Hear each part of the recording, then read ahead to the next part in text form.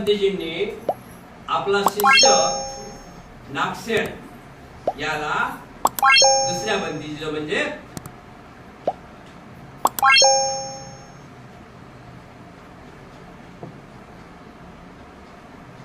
पाठवलं. कोटी सत्त भंतेजीकडे पाठवलं आणि भिक्खूचं कर्तव्य तसं असते. त्यावेळेस असा होता की तथागत सिद्धार्थ गौतम बुद्ध ज्यावेळेस होते त्यावेळेस त्यांनी पण अनेक गुरु केले आणि ते शेवटी गुरुला विचारत की गुरु आता तुमच्याजवळ काही शिकण्यासारखं आहे काय. तर ते गुरु म्हणत जे माझ्याकडे होतं ते मी तुम्हाला शिकवलं. आता माझ्यापेक्षा याच्यापेक्षा दुसरी पहारी पाहिजे तर अमुक ठिकाणी अमुक भिक्खू राहतात त्या ठिकाणी तुम्ही जा. हा बुद्धाचा शब्द. आणि तशा प्रकारे भिक्खू संघामध्ये अजूनही चालत आहे पण आपल्या गुरुस्थीमध्ये नाही.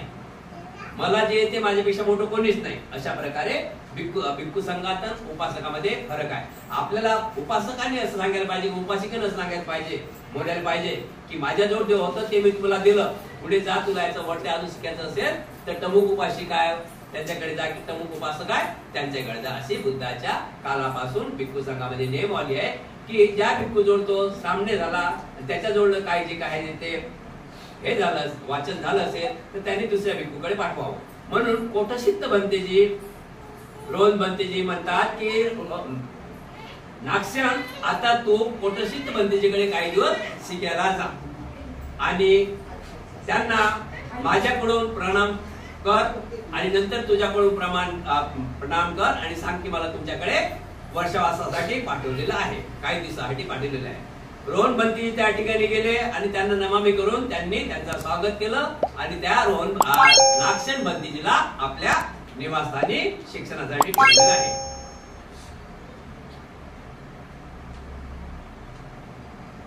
ठीक आहे. नागसेन आपण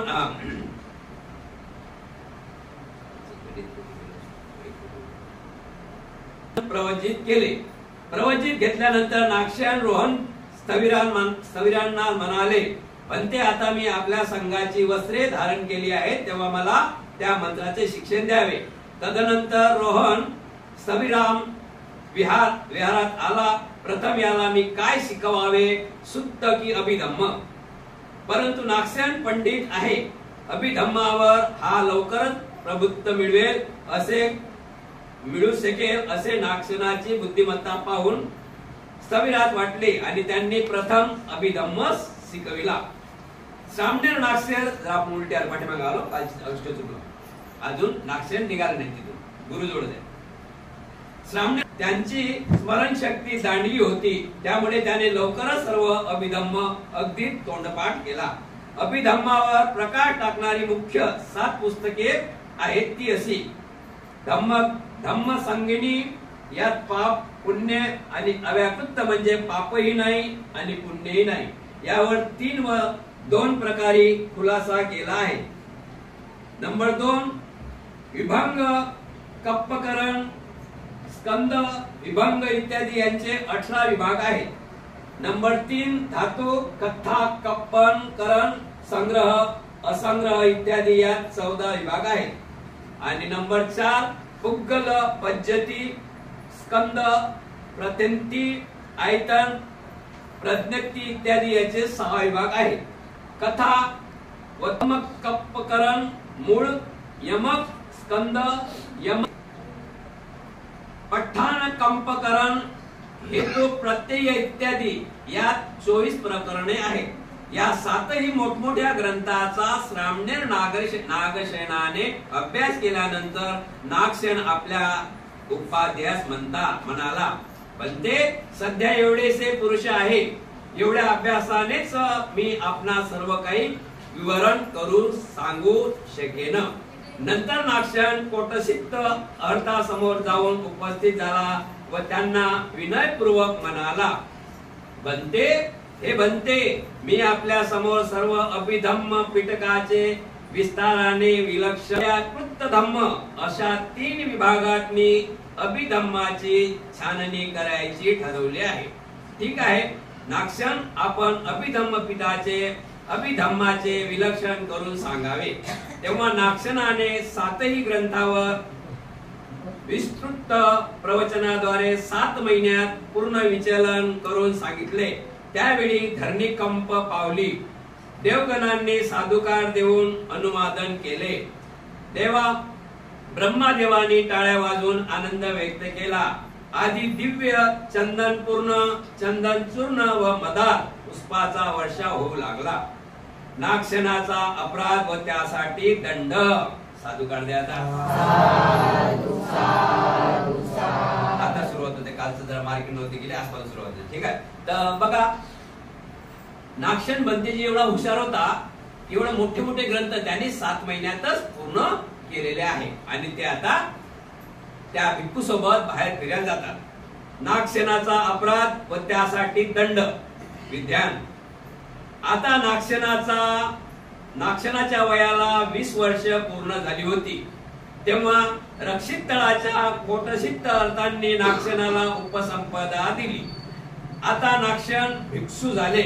रात्र संपली आणि दुसऱ्या दिवशी सकाळी चिवर परिधान करून नागसेनाने हाती आपले भिक्षापात्र घेतले व गुरु सहवर्तमान भिक्षाटन करावयास गावात गेले।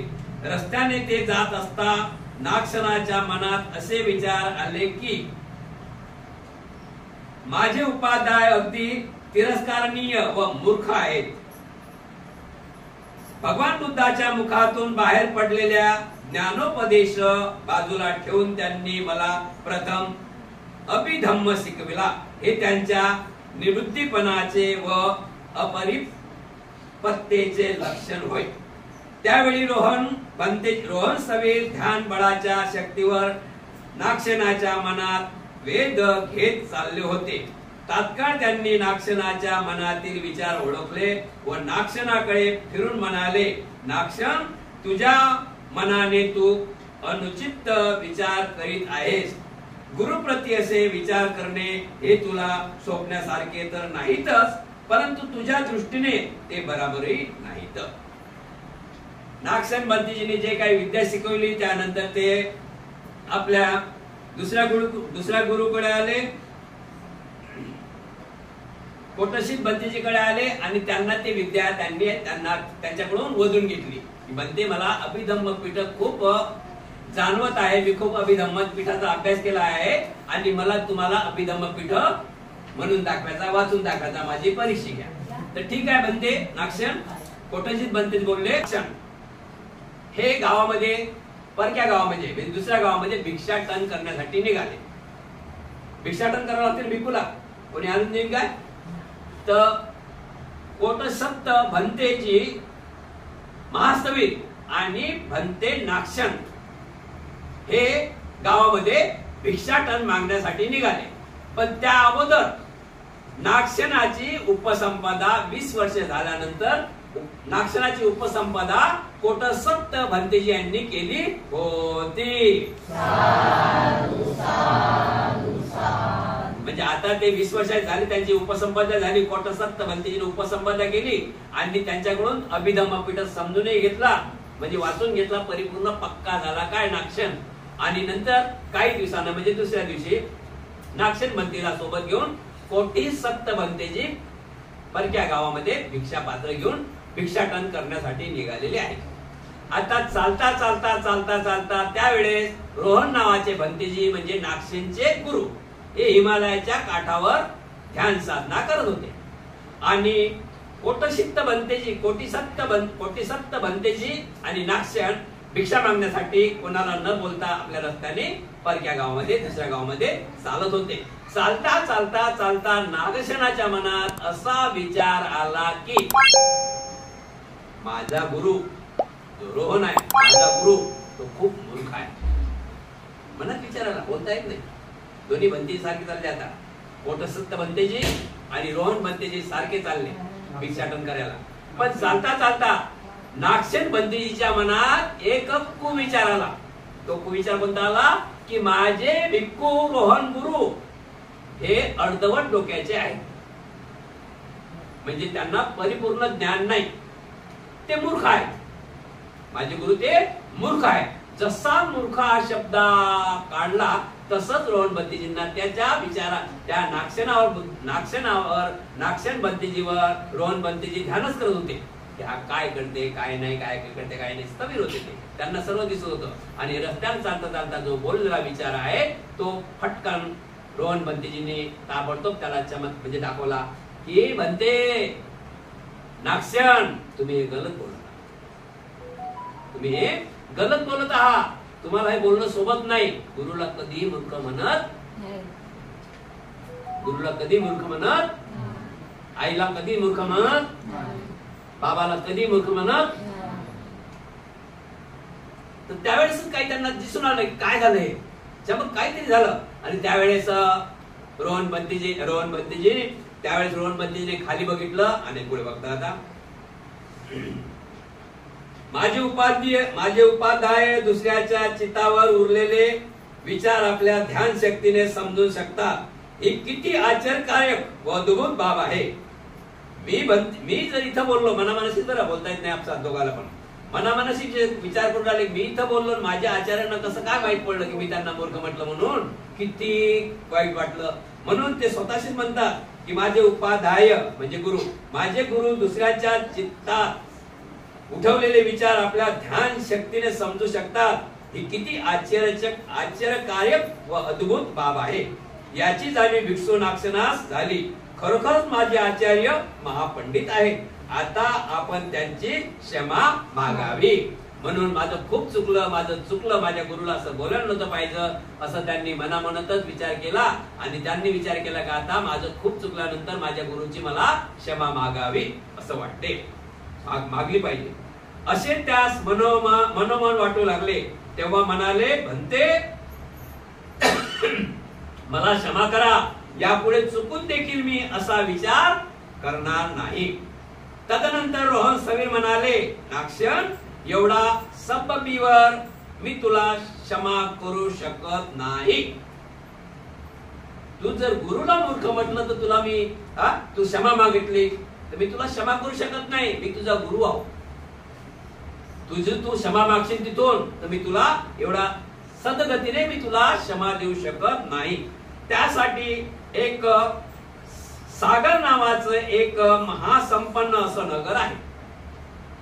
नागसेन तू बोलतोय की मला क्षमा करावं, मी अशा सहजासहजी तुला क्षमा करत नाही. तुला क्षमा मागायचीच आहे तर मी सांगतो ते गोष्ट लक्षात कर, नंतर मी तुला क्षमा करू शकतो.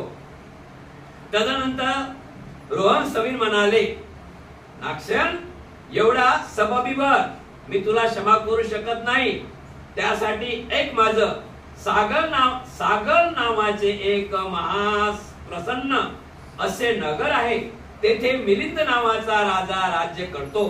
तो भिक्खू संघास अनेक कोठ्यात टाकणारे खूप प्रश्न विचारून त्यांना तंग करतो व खाली पाहण्यात लावतो. तेव्हा तू सागर नगरात जाऊन मिलिंद राजाची भेट घे व युक्तिवादात त्याचा पराभव करून असे तोंड घसी पाड की पुन्हा तो कधीच कोणास हैराण करणार नाही, तरच मी तुला क्षमा करीन. नागसेन तू तोंडाने अशी क्षमा मागू नको, मी तुला क्षमा करतो, पण मी गुरु आहो, माझंही तुला ऐकावं लागेल. तर काय ऐकावं लागेल? नागसेन मी तुला ज्या वेळेस क्षमा करीन की तू माझं ऐकशील, तर मग काय ऐकू, काय तुमचं ऐकू? तर नागसेन लक्षात ठेव, सागर नावाच्या नगरामध्ये राजा मिलिंद राहत आहे आणि तो आपल्या भिक्खू संघास काहीतरी प्रश्न विचारून आपल्या भिक्खू संघाचा अपमान करत आहे. त्याचा बदला जर तू घेऊन दाखवशील तर मी तुला क्षमा करीन. बनते एकटा मिलिंद राजा काय? समस्त जम्मूतील सर्व राजांनी एकत्र येऊन मला जरी प्रश्न विचारले तरी त्यांच्या सर्व प्रश्नांची उत्तरे देऊन सिद्धांत सांगेल व त्यांना शांत करीन, पण आपण मला क्षमा करा. म्हणते तुम्ही काय म्हणताय मिलिंद? हा मिलिंद माझ्या पुढे काहीच नाही. नागसेन म्हणतात, हा मिलिंद राजा माझ्या पुढे काहीच नाही, फक्त मला तुम्ही क्षमा करा. त्यावेळेस रोहन म्हणतात, मी तुला क्षमा करतो, तू त्याचं त्याला तो तोंड घाई झाला पाहिजे असं तू काम करून दाखव. त्यावेळेस मिलिंद म्हणतात, नागसेन म्हणतात की मिलिंदच काय सर या जम्बूद्वीपातील सर्व राजे एका बाजूने उभे राहिले तरी मी त्यांना माझ्या सेवासाठी तुमच्या आज्ञेनुसार मी त्यांचा पराभव करीन, मी विजय करीन. ठीक आहे, मी तुला क्षमा करीत आहे. पण म्हणते आता लवकर पावसाळा सुरू होईल तेव्हा पावसाळ्याचे वर्षावासाचे 3 महिने मी कोठे घालावं.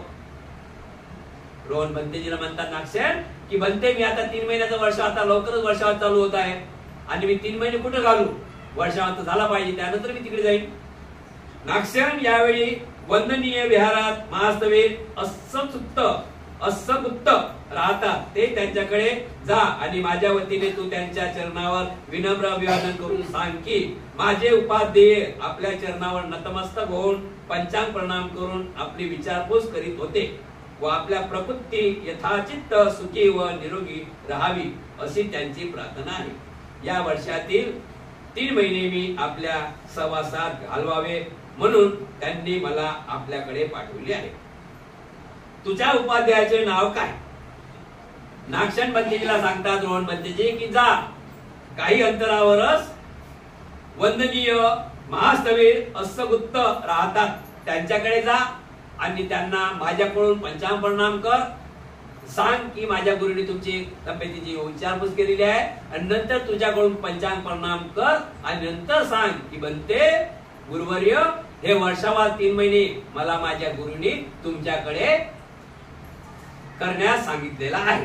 त्यावेळेस अस्सगुप्त म्हणतात की तुझ्या गुरुचे नाव काय. हा लक्षात ठेवा शब्दाचा. त्यावेळेस अस्सगुप्त म्हणतात, अस्सगुप्ताकडे आला ना तर वर्षावास करण्यासाठी, तर त्यावेळेस अस्सगुप्त म्हणतात की रोहन नागसेन तुझ्या गुरुचं नाव, नागसेन तुझ्या गुरुचं नाव काय, तुझ्या उपाध्यायाचं नाव काय असे विचारल्यास रोहन स्थवीर असे सांग. रोहन स्थवीर असं सांग. मात्र त्यांनी उपाध्यायाचे नाव मूळ नावच विचारले तर बनते आपले नाव माझ्या उपाध्यायांनाच माहित आहे असे सांग. म्हणजे आपल्या गुरुचं नाव ते सांगितलं पण ज्या ठिकाणी राहायला गेला त्या गुरुचं नाव नाही घेतलं का.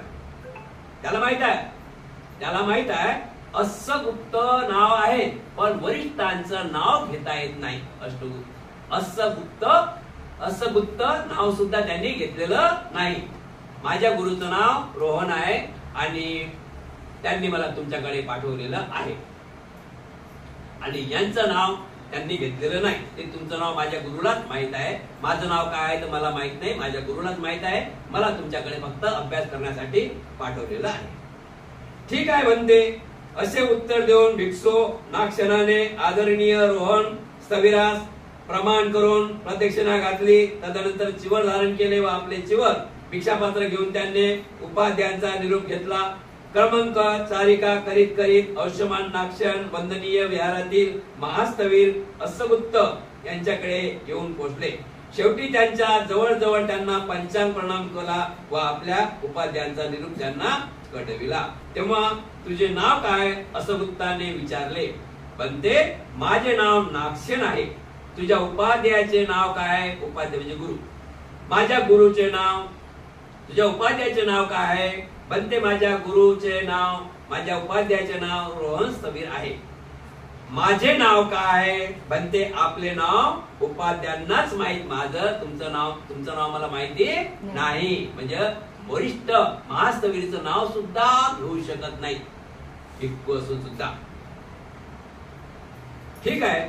दुसऱ्या दिवशी सकाळी नागसेनाने विहाराचा परिसर झाडला. दुसऱ्या दिवशी सकाळी नागसेनाने विहाराचा परिसर झाडून काढला. पिण्यासाठी पाणी भरून ठेवले आणि तोंड धुण्यासाठी दत्तमंजन व पाणी यथापाणी लावून ठेवले. स्थवीरांनी झाडून काढले. विहार व अंगण पुन्हा झाडून काढले. दंतमंजन व पाणीही दुसरेच घेतले. हे करीत असता स्थवीर एक शब्दही बोलले नाही. हा प्रकार 7 दिवसापर्यंत असाच चालत राहिला. 7व्या दिवशी अस्सगुप्ताने नागसेनास तेच प्रश्न विचारले आणि नागसेनाने तेच उत्तर दिले. ही एक प्रकारची नागसेनाची परीक्षाच होती. परंतु त्यात तो खरा ठरला होता. आपले काही चुकत असल्यामुळे स्थविराज आपले कृत्य पसंत नाही या विचाराने घाबरलेल्या अवस्थेत असताना देखील नागसेनाने आपल्या मनात नैराश्य व वैफल्यास जागा दिली नाही, ध्येय खचू दिले नाही. यावर असमुक्त अतिशय खुश झाले व त्यांनी नागसेनास विहारात राहण्याची सहमती दिली आणि वर्षावासाचे अनुष्ठान केले. बघा 7 दिवस ज्या ठिकाणी राहत होते रोहन पंतजी नागसेन पंतजी गुत्ताकडे ज्यावेळेस राहत होते त्यावेळेस आपलं घर, आपलं जे राहण्याचं घर तर स्वच्छच करत होते, पण अंगण वगैरे स्वच्छ करून त्याच्यासाठी गुरुसाठी आंघोळीला पाणी, दात मंजन, अमुक डमुक सर्व त्यांच्या कपड्याला ते तिथे ठेवत होते. एवढी सेवा करावी लागते. आणि असमुक्त त्या ठिकाणी गेल्यानंतर ते पाणी फेकून द्यायचं की झाडू मारलाय झाडू डबल ते मारायचे. असं 7 दिवस चाललं. नंतर 7 दिवस चालल्यानंतर स्वतः नागसेन पंतजीला असं वाटलं की मी एवढं काम करून काय माझं काय काम पसंत पडत नाही का? मी तो स्वच्छ झाडू मारतो, मी कचरा टाकून देतो, मी त्यांच्यासाठी पाणी वगैरे ठेवतो, त्यांचा टावेल वगैरे ठेवतो, तर का बरं त्यांना पसंत पडत नसेल? 7 दिवस विचार केला आणि नंतर 7 दिवस विचार केला, पण त्यांनी ध्येय खचून ठेवलेलं नाही. नंतर नागसेन विहारात राहण्याची संमती दिली. नंतर या विचाराने घाबरलेल्या 7 दिवस आपलं कृत्य आपल्याला आपल्या गुरुला पसंत पडलं नाही काय या विचारानं घाबरलेल्या अवस्थेत असताना देखील नागसेनाने आपल्या मनात नैसर्ग व वैफल्यास जागा दिली नाही, ध्येय खेचू दिलं नाही आणि असगुप्त अतिशय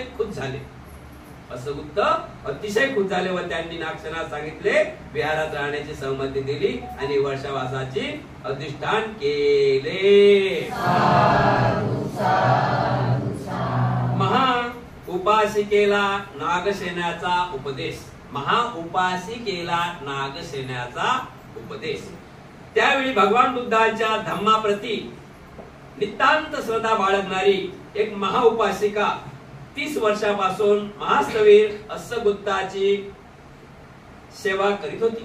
तिने वर्षावासाची शेवटी आयुष्यमान असगुप्ताची भेट घेतली आणि संगाती राहणारे कोणी दुसरे भिक्खू पण आहेत का असे विचारले. तेव्हा नागसेन नामक एक भिक्खू राहत असल्याचे समजताच तिने आयुष्यमान नागसेनाने सहवास वर्तमान असं भिक्खू याला म्हणतात उपासिका. कशाला म्हणतात उपासिका? महाउपासिका. कशाला म्हणतात? महाउपासिका कशाला म्हणतात माहिती समज ना. महाउपासिका म्हणजे भिक्खू हे 3 महिने वर्षावासाचे. तुम्ही आजारी पडता तुम्हाला दवा दे, तुमचं चिवर फाटलं तुम्हाला चिवर दे, तुम्हाला 3 टाइम भोजन दे, 2 टाइम भोजन दे, तुम्हाला चहा दे, तुम्हाला पाणी दे, तुम्हाला झोपण्यासाठी बिछाना दे, तुम्हाला दवा दे. कोणाच्याच घरी जायचं नाही. त्यालाच म्हणतात महाउपासिका. समजलं महाउपासिका अर्थ? तर अशा प्रकारे वर्षावास आता होत आहे आणि ते महाउपासिका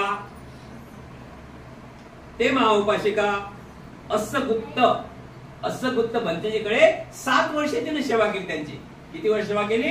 7 वर्ष सेवा केली असगुप्त भंतेजीची. आणि नंतर वर्षात झाला म्हणून तिथं भेटायला गेली. ते उपासिका नावात पुढे लागेल. वर्षात झाला म्हणून भेटीला गेली. गेल्यानंतर ते भंतेजींना म्हणते, असगुप्त भंतेजी माझ्याकडे आपल्या विहारात अजून कोणी भंतेजी राहतात काय? भोजनाला यायचं आहे. आणि मौन धारण करून असगुप्तांनी होकार दिला. महाउपासिकेने दोघांनाही स्वहस्ते तयार केलेले उत्तमोत्तम पक्वादांचे भोजन वाढले. भोजन संपून पात्रातील हात काढल्यानंतर असगुप्त नागसेनास म्हणाले, नागसेन ह्या उपासिकेचे तुम्ही दानानुमोदन करावे. एवढे बोलून त्यांनी आसन सोडले व सरळ विहारात निघून गेले. मोठ्या बंदीचे कामच तसं असते की मोठ्या बंदीचे काम कसं असते माहिती का? लहान बंदीजी वाळावं, लहान बंदीजी यांना वाळवावं. बरोबर आहे की मोठ्या बंदी सर्व येते, पण यांना कधी त्यांना पहिली संधी द्यावी. तर त्यावेळेस असगुप्त आणि अस्सगुत्त आणि नागसेन बंतेजी त्या उपासिकेकडे गेले आणि त्या उपासिकेने स्वतः हातानं बनवलेलं अनेक प्रकारचं भोजन पोट भरून दोन्ही भिक्खूला भोजन दिलं.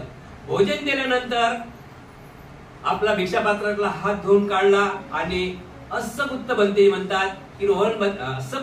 म्हणतात की नागसेन बंतेजी मी आता विहारात जात आहे आणि या जेवणाचं या भोजनाचं अनुमोदन तुम्ही करा. असं बोलून अस्सगुत्त बंतेजी विहाराकडे निघाले. त्यानंतर उपासिका आयुष्यमान नागसेनास म्हणाली, बंते नागसेन अत्यंत म्हातारपणाने. त्यानंतर महाउपासिका आयुष्यमान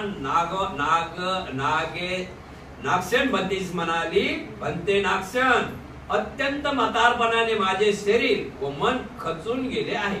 तेव्हा भगवान बुद्धाच्या धम्माचे ठाई अपरिमित श्रद्धेविषयी गंभीर असाच मला उपदेश करावा. आयुष्यमान नागसेनाने देखील लोकोत्तर अशा निर्वाण संबंधी अभिधम्म शास्त्रात असलेल्या गंभीर तत्वे तिला सांगितले. ते ऐकून तिला दूरदृष्टी प्राप्त होऊन स्वच्छ निर्मळ ज्ञानाचे जाणीव झाली.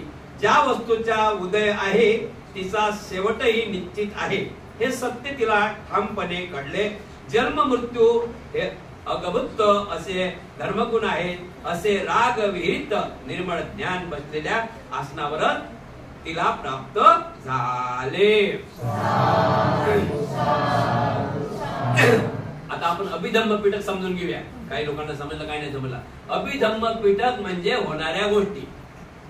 अभिधम्म पीठक म्हणजे निसर्गाला धरून. धम्म पीठक, धम्म पीठक, अभिधम्म पीठक आणि सुप्त पीठक हे 3 पीठक आहेत. किती पीठक आहेत? 3 पीठक. 3 पीठक कशातून निर्माण झाले? त्रिपिटकामधून. किती पीठक निर्माण झाले? त्रिपिटक समजून घेऊया. त्रिपिटक किती? त्रिपिटक म्हणजे काय? त्रिपिटक म्हणजे 3 त्रिपिटक म्हणजे 3 कोठारी, 3 पेटारे. त्रिपिटक, धम्मपीठक, अभिधम्म पीठक आणि विनय पीठक याला म्हणतात. हे 3 पेटारे. या 3 पेटाऱ्याचे झाले 42 खंड. किती झाले? 42 खंड. म्हणजे आपण जे पुस्तक वाचतो याच्यापेक्षा तिबल एक पुस्तक. असे 42 खंड झाले. किती खंड झाले त्रिपिटकाचे? 42 खंड. त्या 42 खंडामध्ये काय? 84,000 लक्ष स्कंद. 84,000 लक्ष कंद. 84,000 लक्ष कंद. स्कंद म्हणजे भगवान बुद्धाच्या मुखातून निघालेले शब्द. किती शब्द निघाले? 84,000 स्कंद. म्हणजे एक पाठा बरं.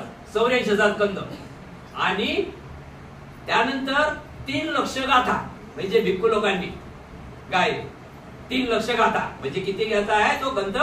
84,000 स्कंद. म्हणजे भगवान बुद्धाच्या मुखातून निघालेले 84,000 स्कंद आहेत त्यात. म्हणजे एक विषय त्याला म्हणतात 84,000 स्कंद. एक विषय स्कंद. 84,000 स्कंद त्या त्रिपिटक गाथा आहे. आणि 3 लक्ष गाथा म्हणजे भिक्खूंनी म्हटलेल्या आहेत. आता गाथा आणि स्कंद मध्ये आपल्याला फरक दिसला पाहिजे. चटकन आपण पंचशिलाकडे जा. पंचशिला आठवा. नमो तस्स भगवतो अरहतो सम्मा संबुद्धस्स. नमो तस्स भगवतो अरहतो सम्मा संबुद्धस्स. हे कोणी घातली? बुद्धांनी बोलले. याला काय म्हणतात? गाथा. 3 वेळा बोलता की तुम्ही? नमो तस्स भगवतो अरहतो सम्मा संबुद्धस्स. बुद्धं शरणं गच्छामि, धम्मं शरणं गच्छामि, संघं शरणं गच्छामि, द्वितीयंपि तृतीयंपि बुद्धं शरणं गच्छामि, धम्मं शरणं गच्छामि, संघं शरणं गच्छामि. हे गाथा आहे. आता याच्या पुढचं ते येते ते पानातिपाता याला म्हणतात सुत्त. म्हणजे हे वरचा गाथा म्हणतात ना, आपण त्याला त्रिसर म्हणतो. तर त्रिसर आणि हे भिक्खूच्या मुखातून निघाले त्याला म्हणतात गाथा. आणि सुत्त म्हणजे भगवान बुद्धाच्या मुखातून निघालेल्या शब्दाला सुत्त म्हणतात. आता त्रिसरण आणि पंचशिलामध्ये सुत्त कोणतं आलं? पानातिपाता वेरमणी शिक्कापदं समाधी. आणि कुठल्याही प्रकारच्या प्राणी मात्रावर हल्ला करू नये, दया करावं. अदिन्न दाना वेरमणी शिक्कापदं समाधी. आम्ही कोणाची कोणी चोरी करू नये. कामेश मिथ्याचारा वेरमणी शिक्कापदं समाधी. आम्ही अनिती अनाचारापासून आपण अलिप्त राहायला पाहिजे. मुसावादा वेरमणी शिक्कापदं समाधी. आम्ही आपण खोटं बोललं नाही पाहिजे, चहाडी चुकली केली नाही पाहिजे, इथं खोटंही बोललं नाही पाहिजे, खरंही बोललं नाही पाहिजे, चुपचाप राहायला पाहिजे आहे ना. इथं तर खरंही बोललं नाही पाहिजे, खोटंही बोललं, चुपचाप राहायला पाहिजे. ठीक आहे ना. पाचवं शील आहे सुरा मेरे म्हणजे पमाल ठाणा वेर म्हणजे शिक्का बदन समाज आहे मी. आपण कुठल्याही प्रकारे नशापाणी केलं नाही पाहिजे. हे भगवान बुद्धाचं सुक्त आहे. असे सुक्त 84,000 सुक्त आणि 3 लक्ष गाथांनी हा त्रिपिटक 3 पेटाराचा बनलेला आहे. धम्मपिटक, अभिधम्मपिटक आणि विनयपिटक. आता धम्मपिटक तुम्हाला समजला ना, अभिधम्मपिटक समजला आणि विनयपिटक समजला. अशा प्रकारे तर भगवान बुद्ध असपुत्त भंतेजीने भोजन घेतलं, अनुवादन करावं लागेल ना, तुम्हाला आशीर्वाद द्यावा लागेल ना. तर तुम्हाला आशीर्वाद कसं द्यावा लागेल ना, तर तुम्हाला काही धम्म समजून सांगावं लागेल ना. म्हणजे फुकट याचं मग तुम्हाला धम्म समजून सांगावं लागेल. मग त्या ठिकाणी प्रवचन द्यावं लागेल ना. तर प्रवचन कोणतं दिलं, तर त्या आईने सांगितलं की भिक्खू नाक्षण, मी खूप म्हातारी झाली आहे, खूप मला वेदना होत आहे, माझं उठता येत नाही, बसता येत नाही, वेदना होता म्हातारीपणी वेदना होत आहे, मला असा धम्म सांगा की माझ्या वेदना दूर झाल्या पाहिजे. मला असं धम्म सांगा की माझ्या वेदना दूर झाल्या पाहिजे. त्यावेळेस नागसेन बंदेजीनं होकार दिला, म्हणा हे काहीच नाही. त्यावेळेस नागसेन बंदेजी वेदना दूर होण्यासाठी काय सांगितलं, तर तो भगवान बुद्धाच्या मुखातून शब्द काढला, अनिचावत्त संखारा उपादवै धम्मिनो उपजित्वा निरुजंती ते संपोपो समोसुको. माणूस जन्माला आला, मृत्यू नक्कीच आहे. माणूस जन्माला आला, मृत्यू नक्कीच आहे. बुद्ध म्हणतात अस्तित्वात आहे त्याचा नाश होत आहे, नाश होणेच आहे. अस्तित्वात आहे त्याचा नाश होणेच आहे. म्हणून आपण पंचशिलाचं, अष्टशिलाचं, 10 पारमिताचं, अष्टांगिक मार्गाचं अवलंबन केला तर आपल्या जीवनामध्ये खोकला सुद्धा येऊ शकत नाही. हे प्रवचन झालं. या प्रवचना महाउपासिका आनंदित झाली आणि ते दुःख होते ते विसरून गेले. दाढ दुखते दुःखच असते, वैमान झालं, केस पांढरे झाले म्हणून का नाराज राहावं काय, त्याच्यावर उपाय करावा. केस पांढरे झाले होत असत पांढरे म्हणून कुठल्याच प्रकारे मनात हा भाव न ठेवता ते महाउपासिका निर्दोष म्हणजे छान मनाने झाली आणि दुःखावरतीनं मात केली. अशा प्रकारे प्रवचन दिलं. इकडे नागसेनाने देखील बसल्या जागीच तिथल्या उपदेशावर विचार करत असता आत्यदृष्टी, शंका व कर्मकांड ही तिन्ही बंधने तोडून श्रोतापती निर्मळ ज्ञानाची अवस्था प्राप्त केली. अर्थ होण्याच्या अगोदरल्या पायऱ्या, पहिली पायरी आहे श्रोतापण. पहिली पायरी कोणती आहे? आता बंदी झाले, स्थविर झाले का, पहिल्या पायऱ्या श्रोतापण. कोणती पायरी आहे? श्रोतापण, अनागामी, अनुदागामी आणि अरहंत. किती पायऱ्या? श्रोतापण, अनुगामी, अनामिदागामी आणि स्वतापण, अर्थ, असे 4 पायऱ्या आहेत. तर ते एवढं शब्द मनातून काढले निर्मळ मनानं. त्याच वेळेस नागसेन यांना उपदेश देताच श्रोतापती हे टप्पा त्यांना गाठता आला. इकडे विहारात बसून अस्सुप्त, इकडे विहारात बसून अस्सगुप्त आयुष्यमान नागसेन संबंधाने विचार करीत बसले असता आपल्या ज्ञान शक्तीने नागसेन व उपासिकेला एकाच उपदेशाने निर्मळ धम्म ज्ञान झाल्याचे समजले आणि त्यांच्या मुखातून आपोआप धन्नोद्गार बाहेर पडले. धन्य आहे नागसेन, एकाच वेळी तो उद्दांत असे 2 कार्य तडीस नेलेस, तू उत्तम कारागिरी केलीस, देवागणाने सुद्धा साधुकार दिला. ज्या वेळेस नागसेन प्रवचन देत होते त्यावेळेस अस्सगुप्त हे विहारात गेले आणि विहारात गेल्यानंतर ते आराम करत नाही. त्यांनी ध्यान लावलं आणि हा नागसेन नवीन आहे माझ्याकडे आणि ते उपासिका 7 वर्ष झाली माझी सेवा करते, तर त्या उपासिकेला नेमकं काय प्रवचन देते हे ध्यानामध्ये बसले होते. आणि त्यांनी पाहिलं की उत्तम प्रकारे नागसेनाने आईचं मन, आईला धम्मदेशना दिली, त्या महाउपासिकेला धम्मदेशना दिली आणि धम्मदेशना देऊनच थांबला नाही, तो स्वतःप्रन्न झाला. त्यावेळेस स्वतः विचार करा की नागसेन खूप धन्य आहे. एका दगडात 2 पक्षी हे करण्याने गेले. अशा प्रकारे साधना झाली. यावर आयुष्यमान नागशन महाउपासिकेचा निरूप घेऊन आयुष्यमान अस्सगुत्ताकडे गेले आणि प्रणाम करून एका बाजूला बसले. नागशनाचे पाटलीपुत्रास आगमन.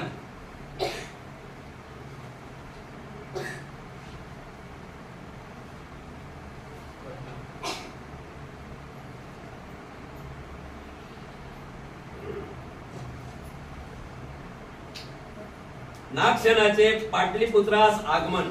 आता त्याही ठिकाणी शिक्षण झालेलं आहे. आता पुढे नागशन पाटलीपुत्रास निघत आहे.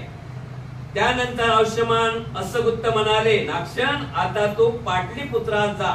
पाटलीपुत्र शहरातील अशोकाराम आयुष्यमान संघरक्षित अशोकारामात आयुष्यमान संघरक्षित बनते वास्तव करीत आहे. बनते तिथून पाटलीपुत्र शहर किती दूर आहे? भोजन झाल्यानंतर रोहन नागशन बनतेजी आपल्या गुरुला भेटायला आले. आरामात विहारात आले आणि पंचांग गुरु बाजूला बसल्यानंतर त्यांनी पण धन्यवाद दिला. तू चांगलं काम केल्याबद्दल, तू श्रोतापन्न झाल्याबद्दल आणि तू एवढ्या उपासिकेला खूप चांगल्या प्रकारे धम्मदेशना दिल्याबद्दल ते पण खुश होते. आणि नंतर सांगितलं की नागशन तुम्ही आता पाटलीपुत्राला जा. पाटलीपुत्राला जा. पाटलीपुत्र शहरात आधारक्राम पाटलीपुत्र शहरातील अशोकराम विहार अशोकरामात आयुष्यमान धम्मरक्षित वास्तव करीत आहे. तेथे तुम्ही पाटलीपुत्रात त्याच्या जवळ भेटीले जा. त्यावेळेस रोहन नागशन बनतेजी म्हणतात की बनते मी अजून पाटलीपुत्र बघितले नाही. किती लांब आहे, काय आहे, काय नाही. तेथून पाटलीपुत्र किती शहर किती दूर आहे मला काही माहित नाही. बनते इथून पाटलीपुत्र शहर किती दूर आहे? 100 योजना म्हणजे 100 किलोमीटर. बनते हे अंतर फार मोठे पल्ल्याचे आहे आणि मध्यंतरी भिक्षा मिळणे हे कठीण आहे. तेव्हा एवढा प्रवास पार करून तिथे मला कसे जाता येईल? बनते अस्सगुत्त तुम्ही बोलता पाटलीपुत्राला जा नागशन, पण 100 किलोमीटर अंतर मी मध्ये काय करू काय नाही करू, कसं मला कोणी भोजन देईन ना देईन, चालत जावं लागते, तर मी काय करू? त्यावेळेस नागशन जा, वाटेत तुला काळी कमोचा भात. नागशन जा, वाटेत तुला काळी कमोचा भात, अनेक प्रकारची कढी व व्यंजन मिळतील. तू मुळीच घाबरू नको. बनते ठीक आहे असे म्हणून नागशनाने पाटलीपुत्राच्या दिशेने आपला प्रवास प्रारंभ केला. त्याच वेळी पाटलीपुत्र येथे रहिवासी एक व्यापारी 500 गाड्यांचा तांडा घेऊन पाटलीपुत्राच्या दिशेने चालला होता. थोड्या अंतराने मागून चालत येत असलेल्या नागशनाने रस्त्याने निघाले. रस्ता माहित नाही आणि रस्त्याने चालत असताना त्या ठिकाणी 500 गाड्या घेऊन एक व्यापारी पाटलीपुत्राला चालला होता, पाटलीपुत्र नगराला चालला होता. आणि भंते दिसल्यानंतर पुढे गाड्या चालतात, भंते पाठीमागे येत आहेत. ते दिसल्यानंतर धम्ममय उपासक असतो, धम्ममय उपासिका असतो. आता भंते रस्त्याने चालले तर तुमच्या मागायचं, तुम्ही सांगता की नमामी करा, पुढे जाता येत नाही, नमामी करून जायचं. अशा प्रकारे त्या व्यापारी 500 गाड्या घेऊन चालणाऱ्या व्यापाऱ्याला पुढे चालत असताना पाठीमागून रोहन नागशन भंतेजी येत आहे, नागशन भंतेजी येत आहे, म्हणजे कोणीतरी भंतेजी येत आहे असं त्यांच्या नजरमध्ये पडलं. आणि त्यांनी गाड्यात भंतेजी आपलं नाव काय नागशन वगैरे सांगितलं. त्यानंतर आपण कुठे जाता, आपण कुठे जाता, तर नागशन भंतेजीने सांगितलं, ते सांगायचं होतं ते की मी पाटलीपुत्र या नगराला जात आहोत. नंतर त्यांनी भोजनाची त्यांची सोय केली. त्यांच्याजवळ जे भोजन होतं नागशन भंते पुढे जातो, मी पाटलीपुत्रात जात आहे. हे व्यापारी मी पाटलीपुत्रात जात आहे. पण ते ठीक आहे, आम्ही लोकही पाटलीपुत्रात जात आहोत, तेव्हा आपण आमच्या बरोबर यावे. औषमान आचार विचाराचा व्यापाऱ्यावर तोपर्यंत फारच परिणाम पडला. त्याने नागशनात उत्तमोत्तम पक्वानाचे स्वतःच्या हाताने भोजन वाढले. संपूर्ण हात धुतल्यानंतर व्यापारी अत्यंत दर्बनीने नागशनाच्या बाजूला बसला आणि म्हणाला, बनते आपले नाव काय आहे? गृहपती माझे नाव नागशन आहे. बनते मी भाग्यवान म्हणून आपली भेट झाली.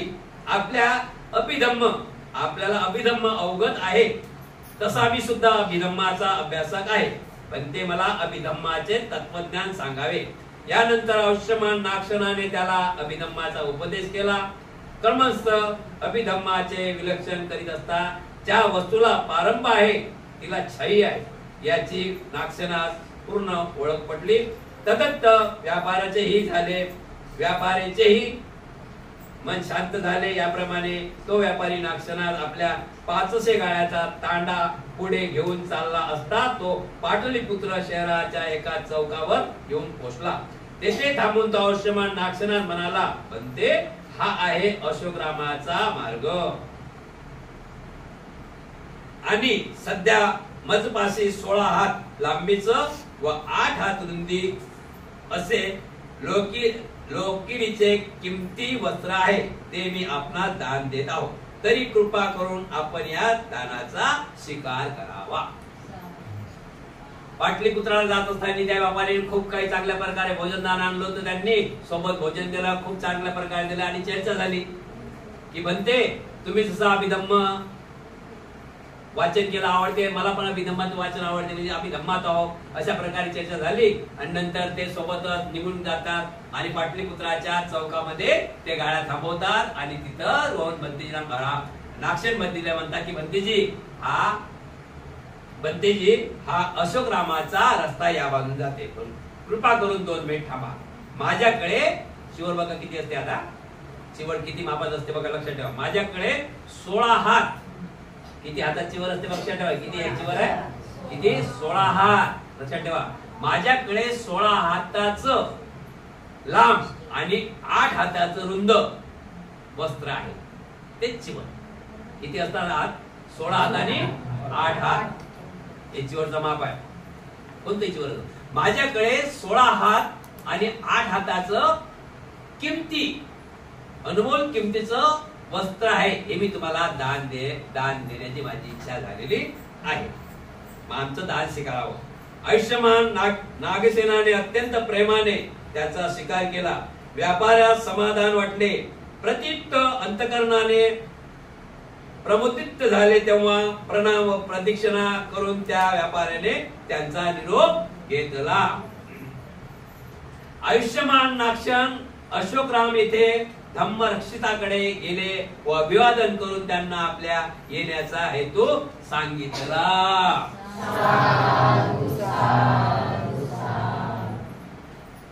उद्याचा भाग आहे नागसेनाचे अर्थप्रद लाभ. आता बंदी झाले ते श्रोतापन्न झाले, बंदी झाले तर श्रोतापन्न झाले. श्रोतापन्न होण्यासाठी बंदी झाले, श्रोतापन्न झाले. अनागामी काही येत नाही, 4 टप्प्यात बरोबर. स्वतःपण सदा अनागामी, स्वतःपण अनागामी, ठीक आहे सांगितलं चटकन काही गोष्टी. आता ते अर्थप्रदाची पायरी चढत आहेत. भवतो सर्वमंगलं रक्षन्तु सर्वदेवता सर्वबुद्धानुपदानेतु भवतो सर्वमंगलं रक्षन्तु सर्वदेवता सर्वधर्मानुभावेन सदा सोऽस्ति भवन्तु ते. भवतु सर्वमंगलं रक्षन्तु सर्वदेवता सर्वसंघानुभावेन सदा सोऽस्ति भवन्तु मे. तुम्हा सर्वांच्या इच्छा आकांक्षा पौर्णिमेच्या शीतल चंद्राप्रमाणे पूर्ण हो. बुद्ध बलाने, धम्म बलाने, संघ बलाने तुम्हा सर्वांचं कल्याण हो, मंगल हो, मंगल हो, मंगल हो, सुखी हो.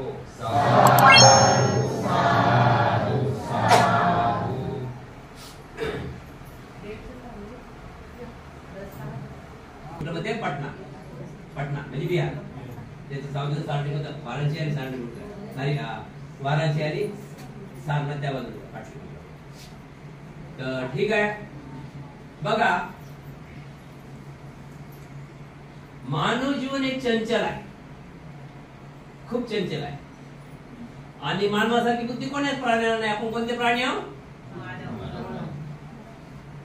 डुक्कर आहे, गाढव आहे, गाय आहे, ते प्राणी आहेत. त्यांना म्हणतात का आम्ही गाढव प्राणी म्हणतात का?